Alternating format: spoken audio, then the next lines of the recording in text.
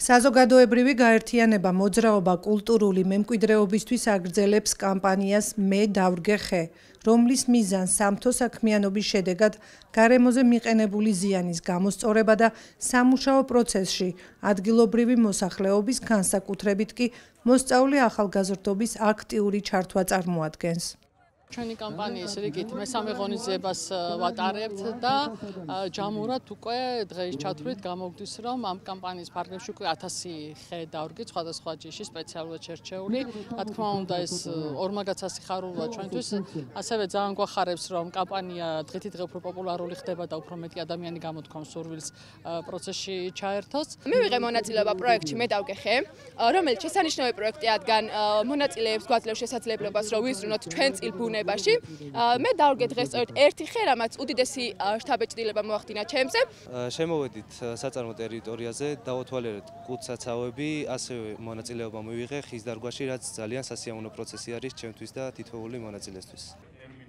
16 ოქტომბერს ორგანიზაციამ კომპანია RMG კოპერის გარემოს დაცვით დეპარტამენტთან ერთად რიგით მესამე ღონისძიება ჩაატარა და მადნეულის კარიერის ფუჭიქანების სანაყაროზე სპეციალურად შერჩეული სხვადასხვა ჯიშის 456 ხე დარგო.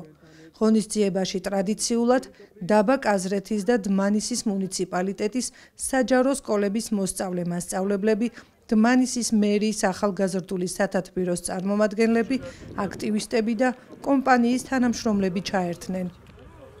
დღეს ყველაზე მნიშვნელოვანია ახალგაზრდაობა ისტორიული ფაქტის მომსწრენი გახდნენ, კერძოდ მათ ვაჩვენეთ ჩვენ მოქმედი კუცაცავი და ახალი გარემოსდაცვით თანამედროვე ტექნოლოგიებით აღჭურვილი კუცაცავის მშენებლობის პროცესი, რომელიც ეკომეგობრულია, აუხსანეთ ტექნოლოგიები მათ და ეს ერთგვარი შემეცნებითია, ასევე მათ განუმარტეთ გარემოსდაცვითი ასპექტები, თუ რამდენად ნაკლებად ზიანს აყენებს გარემოს ეს კუცაცავი და როგორი არის ეკომეგობრული და შემდგომ გადმოვედით იმ ღონისძიებას, რასაც მე დავრგე ხე.